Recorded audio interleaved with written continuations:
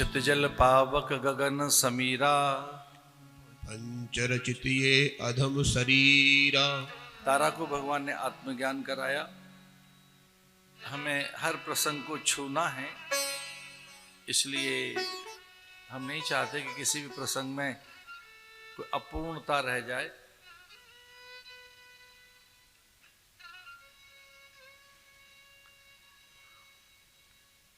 सुग्रीव को राज्य मिला, राज्य पाकर सुग्रीव भूल गया भगवान को, अपने वचन का विस्मरण हो गया।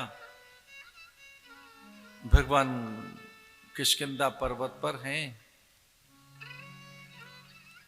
4 महीने बीत गए। सुग्रीव ने कहा था कि सीता के सुध के लिए, सीता का पता लगाने के लिए मैं आपका सहायक बनूंगा। संपत्ति सुख सम्मान पाकर भूल गया प्रभु को। लक्ष्मण गए, किंचित उनका कोप देखकर सुग्रीव शरणागत हुआ। सीता के सुध कैसे ली जाए? कौन है जो लंका पहुंचे? एक बूढ़ा साथ रहना चाहिए, जो ज्ञानी हो, गुणी हो, अनुभवी हो। प्रतिकूलताओं में कैसे थमकर खड़ा रहा जाए, उन योग युक्तियों से जो परिचित हो। ऐसे जामवंत ने कहा कि मैं भूल गया था, मुझे भी वरदान और शाप के कारण अभी याद आ रहा है कि हमारे बीच में कोई है जो असाध्य से असाध्य कार्य को सिद्ध करेगा। हमारे बीच में कोई है जो असंभव को संभव करेगा, जो दुर्लभ को सुलभ करेगा, दुष्प्राप्य को प्राप्य करेगा, असाध्य को साध्य कर देगा, जिसके जीवन में कुछ असंभव नहीं है। काचुप साध रहे बलवाना, कवन सो काज कठिन जग माही, जो नहीं होए तात तुम पाई। हनुमान को पूर्व की स्मृति आ गई। पर्वताकार होकर, दिव्य आकार धारण कर लंका की ओर प्रस्थान करने लगे हनुमान। थोड़ा वाल्मीकि रामायण के अनुसार ही चलेंगे। ततौ देवः स गंधर्वाः सिद्धाश्च परमार्षयः अब्रुवन् सूर्य संकाशम सुरसाम नागमातरम। देवता चिंतित हो गए कि राम कार्य की सिद्धि के लिए, सीता का पता लगाने के लिए हनुमान लंका में जा रहे हैं।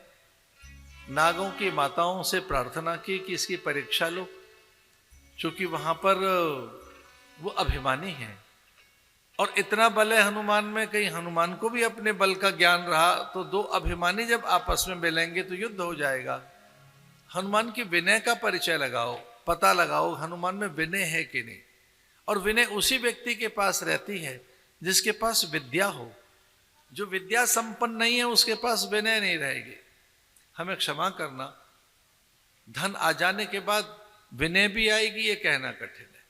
अब चर्चित हो, सर्वत्र आपकी ख्याति हो, आपके भंडार में अकूत संपदा हो, प्रकृति पर विजय आपने प्राप्त कर ली हो, देवताओं को आपने अपने अधीन कर लिया हो, दिगंत दिगंत में आपकी कीर्ति छा गई हो और सभी आपके अनुगत होकर आपका ही अनुगमन करने लगे और आप शीर्षस्थ हो जाएं, शिखरस्थ हो जाएं, फिर भी विनय आना बहुत कठिन है।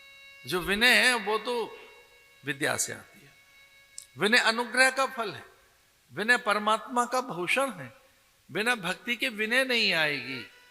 देवताओं ने कहा इसकी परीक्षा लो, अगर हनुमान में विनय है तभी ये जीत सकता है, और विनय नहीं है, इसमें झुकना नहीं आता, तो ये जीत नहीं पाएगा। सुरसा नाम अहिन के माता, सुरसा वहां प्रकट हुई। राक्षसम रूपमास्थाय सुघोरम पर्वतोमपम दृष्टाम करालम पिंगाक्ष वक्त्रम कृत्वा नभस्पृशम। विशाल रूप धारण कर लिया सुरसा ने। ए वर एष पुरो दत्तो मम धात्रित सत्परा व्यधाय व्यक्तम विपुलम स्था सा मारुते प्रो।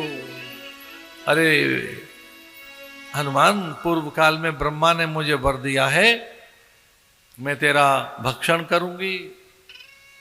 जस जस उषा बदन बढ़ावा, तासु दून कपि रूप दिखावा।